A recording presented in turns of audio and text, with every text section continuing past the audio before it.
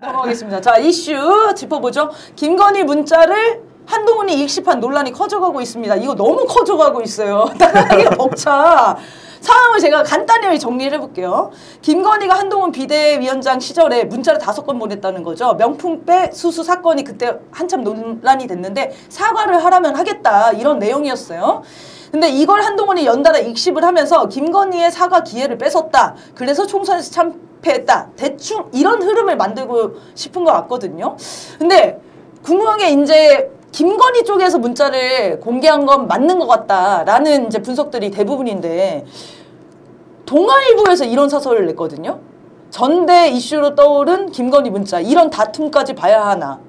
그러니까 동아일보 몰랐다는 거예요. 이 문자를 누가 공개했는지 모르겠지만 하여튼 못마땅해 하는 것 같아. 근데 조중동의 흐름이 다 그렇거든요.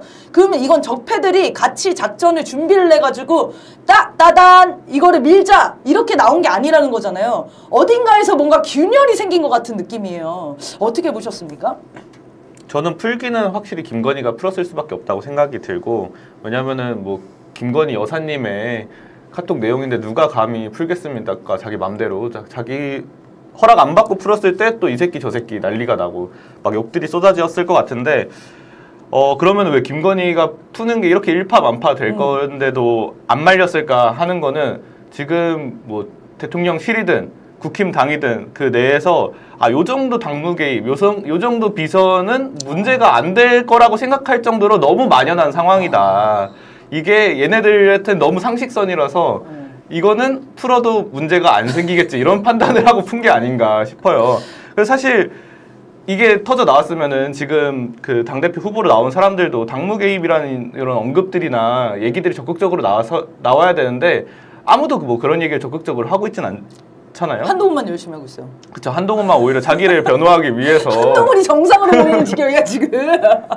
그래서 사실 뭐 나경원도 전에 당무 개입으로 자기가 나왔다가 좌절됐던 경험이 있는 사람인데, 이런 사람도 입국 닫고 왜 사과 기회를 안 줬냐는 식으로 할 정도면은 국힘당의 지금 상태가 심각한 수준에 이르렀다라는 생각이 들었습니다. 네. 그래서 저는 오히려 이런 국힘당 내 반응들이나 조중동의 입장을 보면 조중동이 지금 그 어느 쪽도 완벽하게 편들어주는 느낌은 아니거든요. 그러니까 얘네도 당황한 것 같아. 조선일보도 보면은 김건희에게는 그래도 사과했어야 됐다. 네. 한동훈에게는 좀 최선을 다했어야 됐던 거 아니냐, 비대위원장으로서. 이런 식의 약간 논조를 유지하고 있고 굉장히 격렬하게 반응하는 느낌은 저는 오히려 아니더라고요. 그래서 저는 오히려 어떻게 생각이 드냐면 조중동이 약간 관망하고 있다. 더 말을 보태거나 막 사건을 비화시키기보다는 적정한 선에서 이제 관망하고 있다 이런 느낌이 들고, 그래서 어느 정도 저는 기획된 부분이 있다는 생각이 들었어요. 그래서 이 기획을 맡아서 이 극우 적폐 세력 진영을 전체적으로 움직이는 큰 손이 존재하고 있고 어느 정도 조율을 하고 있는 것이 아니냐. 그러면 이 큰 손이 도대체 누구일 것인가. 한국 정치에서 이 정도의 정보력을 늘 쥐고 있는 세력, 그리고 이 정도의 판을 기획할 수 있는 힘, 윤석열이 삼기는 큰 형님 아닐까 저는 생각을 합니다. 용화대 전체를 도청하고 뭐 침실까지 도청했다 이런 이야기도 있었잖아요. 휴민트를 심어놨다 이런 얘기도 있었습니다. 그렇기 때문에 미국이 이 윤석열 정권 관련해서 굉장히 많은 정보를 쥐고 있을 것이고, 윤석열이 지금은 이제 형님 하면서 막 따르니까 바보처럼 퍼주니까 아직까지는 좀 쓸모가 있지만 탄핵되는 경우도 대비를 해야 되는 거잖아요. 그래서 설사 탄핵이 된다고 할지라도 그 뒤에 미국의 이익이라든지 패권을 좀 지켜줄 사람이나 정치 세력을 바란다는 거죠. 그래서 미국의 공작 정치가 지금 이제 작동을 하고 있는 게 아닌가. 그리고 실제 미국의 공작 정치는 너무 세계적으로 사례가 유명해서 네. 우리 뭐 방송 TVN 같은 데서도 여러 차례 소개가 되지 않았습니까? 네. 근데 그게 지금 한국에서 이 중요한 시기, 국민들의 탄핵 청원이, 탄핵 민심이 정말 폭발하는 시기에 좀 개입이 들어간 것이 아닌가 이런 생각이 들더라고요. 이게 우리가 약속 대련 이런 얘기를 많이 했었잖아요. 그 약속 대련이 한동훈이랑 윤석열이 대련을 하는 거라고 기본은 우리가 다 인식을 하고 있지만, 말씀하신 대로 둘이 뭘 짜고 그 계획을 할 수 있는 능력이 있는 사람들이 아니에요. 우리 모두 그걸 알고 있잖아. 그래서 그 약속 대련에 대한 의심했을 때 사람들의 반응은 그거야. 윤석열이 이런 계획을 짤 수 있는 애라고 생각을 안 한단 말이에요. 그러면 이 약속 대련, 예를 들면 아까 얘기한 것처럼 조중동의 그 역할, 그리고 김건희의 역할, 윤석열의 역할, 한동훈의 역할 모두를 짤 수 있는 큰 배경, 그 배우 세력이 있다는 거죠. 그래서 한동훈에 대한 평가가 그렇잖아요. 한동훈이 뭘 혼자 할 수 있는 애가 아닌데 얘가 왜 이렇게 나대지? 왜 이렇게 당당해졌지? 그 윤석열이랑 싸울 그 군번이 아니잖아요. 네. 김건희가 시키는 일만 하던 사람이에요. 근데 어떻게 김건희의 문자를 일십할 수 있는 용기가 생겼으며, 그리고 지금 윤석열이랑 밥을 안 먹을 수 있는 용기가 어디서 나왔냐는 거예요. 한동훈을 밀고 있는 세력이 있다는 거죠. 이거는 정치권에 계속 소문이 나 있는 거잖아요. 맞습니다. 그 정체가 누구냐? 한국을 그동안 쥐락펴락했었던 미국 그리고 일본 이런 극우 정치 세력들, 극우 적폐 세력들, 요 군단이 지금 한동훈을 밀고 김건희, 윤석열이 날리려고 하는 그 일종의 시도일 수도 있다. 이렇게 좀 분석이 되네요. 그래서 돌아가는 거를 보면은 저는 김건희도 그렇고 한동훈도 그렇고 결정적으로 불리하게만 작용하고 있지 않다라는 생각이 들어요. 그러니까 김건희 같은 경우에는 공손한 말투로 한동훈에게 거듭 사과 의사를 밝혔다는 점이 부각이 되지 않습니까? 그러니까 사과를 안 하고 버텼던 이미지에서 약간 탈피를 하고 공을 한동훈 쪽으로 넘기는 이런 효과를 얻고 있는 거죠. 그렇다면 한동훈은 어떻냐? 당 내에서 막 공격하고 막 뭐라 막 이야기가 나오고 오고 있지만 전체적으로는 국힘당 당원들의 강력한 지지를 여전히 받고 있지 않습니까? 조중동도 이 싸움에 있어서 그렇게까지 한동훈을 내치거나 공격하는 모양새가 지금은 아닙니다. 그렇기 때문에 자기가 오히려 반윤 인사로의 면모를 과시하는 측면도 있는 거죠. 이 싸움을 통해서. 그래서 결국은 서로 윈윈하는 큰 그림에서의 어떤 약속 대련을 만들고 싶은 게 아니냐는 거고, 문제는 이게 개싸움이 되고 있다는 거죠. 그 큰 그림과는 다르게 실제 이 싸움들이 오고 가는 속에서 이제 너무 인간이 열이 받기 시작하고. 이게 왜 그렇게 되냐면, 우리 한동훈이 예전에 6.29 선언에 노태우 역할을 했어야 되는 때가 있었잖아요. 노태우 역할을 못했잖아요. 조선일보가 아예 그 흐름과 계획을 다 짜가지고 사설로 매일매일 발표해줬단 말이에요. 근데 한동훈이 그 역할을 못했어. 그래서 이준석이 답답해가지고 이렇게 해야 되지 않냐, 맨날 방송 나와가지고 코칭까지 해주는데 못 알아들었잖아요. 그러니까 이 계획을 짜는 사람들은 지금 역할을 다 준 거예요. 그러니까 그 정도만 하면 돼. 근데 계속 그 선을 넘고 있어. 자기 감정이, 개인 감정들이 끼고 있거든요. 최근에 나온 또 폭로는 이런 것도 있어요. 지난 1월에 김건희 명품백 수수 사건을 두고 유난 갈등이 벌어졌을 때 한동훈이 그 충정은 있으니 잘 다독여서 가자라고 친윤계 의원들이 얘기했더니 윤석열이 일십사실을 거론하면서 이런 새끼인데 어떻게 믿냐 이런 얘기도 했다는 거예요. 지금 이런 증언들이 쏟아진다는 거는 통제를 벗어났다는 겁니다. 그리고 얼마나 지금 서로 감정이 그런 측면에서 상해 있을 거면, 그렇죠. 한동훈의 배경을 보면은 초엘리트이지 않습니까? 인사할 때 나 강남 8학군 출신이야 막 이런 인사를 하는 앤데 무서워하지 않아도 돼. 너무 어렵게 대하지 않았으면 부담스러워하지만 막 이렇게 했는데 김건희가 너무 자기를 진짜 어렵게 안 대했잖아요. 그 소리가 아니었는데. 네, 그 소리가 아니었는데 말귀도 못 알아듣고. 그러니까 얼마나 이 김건희가 한동훈이 보기에 우습고 그렇게 보이겠습니까, 실은. 네. 근데 이제 그런 면모들, 마음들이 막 숨길 수 없이 튀어나오는 거죠. 그렇죠. 그리고 이때는 이제 한동훈이 비대위원장이 되면서 얼마나 어깨가 이만큼 올라가는 상태예요.